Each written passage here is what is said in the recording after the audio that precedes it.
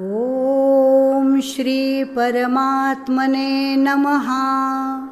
ओम श्री परमात्मने नमः। श्रीमद्भगवद्गीता श्रीमद्भगवद्गीता अथ पंचदशोऽध्यायः। अथ पंचदशोऽध्यायः। श्रीभगवानुवाच श्रीभगवानुवाच ऊर्ध्वमूलमधः शाखम् ऊर्ध्वमूलमधः शाखम् अश्वत्थं प्राहुरव्ययम् अश्वत्थं प्राहुरव्ययम् छन्दांसि यस्य पर्णानि छन्दांसि यस्य पर्णानि यस्तं वेद स वेदवित् यस्तं वेद स वेदवित् अधश्चोर्ध्वं प्रसृतास्तस्य शाखा अधश्चोर्ध्वं प्रसृता तस्य शाखा गुणप्रवृद्धा विषयप्रवालाः गुणप्रवृद्धा विषयप्रवालाः अधश्च मूलान्यनुसन्ततानि अधश्च मूलान्यनुसन्ततानि कर्मानुबन्धीनि मनुष्यलोके कर्मानुबन्धीनि मनुष्यलोके न रूपमस्येह तथोपलभ्यते न रूपमस्येह तथोपलभ्यते नान्तो न चादिर्न च सम्प्रतिष्ठा नान्तो न चादिर्न च सम्प्रतिष्ठा अश्वत्थमेनं सुविरूढमूलम् अश्वत्थमेनं सुविरूढमूलम् असङ्गशस्त्रेण दृढेन चित्वा असङ्गशस्त्रेण दृढेन चित्वा ततः पदं तत्परिमार्गितव्यम् ततः पदं तत्परिमार्गितव्यम् यस्मिन् गता न निवर्तन्ति भूयः यस्मिन् गता न निवर्तन्ति भूयः तमेव चाद्यं पुरुषं प्रपद्ये तमेव चाद्यं पुरुषं प्रपद्ये यतः प्रवृत्तिः प्रसृता पुराणी यतः प्रवृत्तिः प्रसृता पुराणी निर्माणमोहाजितसङ्गदोषा निर्माणमोहाजितसङ्गदोषा अध्यात्मनित्या विनिवृत्तकामाः अध्यात्मनित्या विनिवृत्तकामाः द्वन्द्वैर्विमुक्ताः सुखदुःखसंज्ञैर् द्वन्द्वैर्विमुक्ताः सुखदुःखसंज्ञैः गच्छन्त्यमूढाः पदमव्ययं तत् गच्छन्त्यमूढाः पदमव्ययं तत् न तद्भासयते सूर्यो न तद्भासयते सूर्यो न शशाङ्को न पावकः न शशाङ्को न पावकः यद्गत्वा न निवर्तन्ते यद्गत्वा न निवर्तन्ते तद्धाम परमं मम तद्धाम परमं मम ममैवांशो जीवलोके ममैवांशो जीवलोके जीवभूतः सनातनः जीवभूतः सनातनः मनःषष्ठानीन्द्रियाणि मनःषष्ठानीन्द्रियाणि प्रकृतिस्थानि कर्षति प्रकृतिस्थानि कर्षति शरीरं यदवाप्नोति शरीरं यदवाप्नोति यच्चाप्युत्क्रामतीश्वरः यच्चाप्युत्क्रामतीश्वरः गृहीत्वैतानि संयाति गृहीत्वैतानि संयाति वायुर्गन्धानि वाशयात् वायुर्गन्धानि वाशयात् श्रोत्रं चक्षुस्पर्शनं च श्रोत्रं चक्षुस्पर्शनं च रसनं घ्राणमेव च रसनं घ्राणमेव च अधिष्ठाय मनश्चायम् अधिष्ठाय मनश्चायं विषयानुपसेवते विषयानुपसेवते उत्क्रामन्तं स्थितं वापि उत्क्रामन्तं स्थितं वापि भुञ्जानं वा गुणान्वितं भुञ्जानं वा गुणान्वितं विमूढानां विमूढानानुपश्यन्ति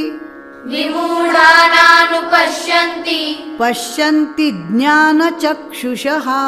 पश्यन्ति ज्ञानचक्षुषः यतन्तो योगिनश्चैनं यतन्तो योगिनश्चैनं पश्यन्त्यात्मन्यवस्थितम् पश्यन्त्यात्मन्यवस्थितम् यतन्तोऽप्यकृतात्मानो यतन्तोऽप्यकृतात्मानो नैनं पश्यन्त्यचेतसः नैनं पश्यन्त्यचेतसः यदादित्यगतं तेजो यदादित्यगतं तेजो जगद्भासयतेऽखिलम् जगद्भासयतेऽखिलम् यच्चन्द्रमसि यच्चाग्नौ यच्चन्द्रमसि यच्चाग्नौ तत्तेजो विद्धि मामकम् तत्तेजो विद्धि मामकम् गामाविश्य च भूतानि गामाविश्य च भूतानि धारयाम्यहमोजसा धारयाम्यहमोजसा पुष्णामि चौषधिः सर्वाः पुष्णामि चौषधिः सर्वा सोमो भूत्वा रसात्मकः सोमो भूत्वा रसात्मकः अहं वैश्वानरो भूत्वा अहं वैश्वानरो भूत्वा प्राणिनां देहमाश्रितः प्राणिनां देहमाश्रितः प्राणापानसमायुक्तः प्राणापानसमायुक्तः पचाम्यन्नं चतुर्विधम् पचाम्यन्नं चतुर्विधम् सर्वस्य चाहं हृदि सन्निविष्टो सर्वस्य चाहं हृदि सन्निविष्टो मत्तस्मृतिर्ज्ञानमपोहनं च मत्तस्मृतिर्ज्ञानमपोहनं च वेदैश्च सर्वैरहमेव वेद्यो वेदैश्च सर्वैरहमेव वेद्यो वेदान्तकृद्वेदविदेव चाहम् वेदान्तकृद्वेदविदेव चाहम् द्वाविमौ पुरुषौ लोके द्वाविमौ पुरुषौ लोके क्षरश्चाक्षर एव च क्षरश्चाक्षर एव च क्षरः सर्वाणि भूतानि क्षरः सर्वाणि भूतानि कूटस्थोऽक्षर उच्यते कूटस्थोऽक्षर उच्यते उत्तमः पुरुषस्त्वन्यः उत्तमः पुरुषस्त्वन्यः परमात्मेत्युदाहृतः परमात्मेत्युदाहृतः यो लोकत्रयमाविश्य यो लोकत्रयमाविश्य बिभर्त्यव्यय ईश्वरः बिभर्त्यव्यय ईश्वरः यस्मात्क्षरमतीतोऽहम् यस्माक्षरमतीतोऽहम् अक्षरादपि चोत्तमः अक्षरादपि चोत्तमः अतोऽस्मि लोके वेदे च अतोऽस्मि लोके वेदे च प्रथितः पुरुषोत्तमः प्रथितः पुरुषोत्तमः यो मामेवमसम्मूढो यो मामेवमसम्मूढो जानाति पुरुषोत्तमम् जानाति पुरुषोत्तमम् स सर्वविद् भजति माम् स सर्वविद् भजति माम् सर्वभावेन भारत सर्वभावेन भारत इति गुह्यतमं शास्त्रम् इति गुह्यतमं शास्त्रम् इदमुक्तं मया नघ इदमुक्तं मया नघ एतद्बुद्ध्वा बुद्धिमान् स्यात् एतद्बुद्ध्वा बुद्धिमान् स्यात् कृतकृत्यश्च भारत कृतकृत्यश्च भारत ॐ तत्सदिति ॐ तत्सदिति श्रीमद्भगवद्गीतासूपनिषत्सु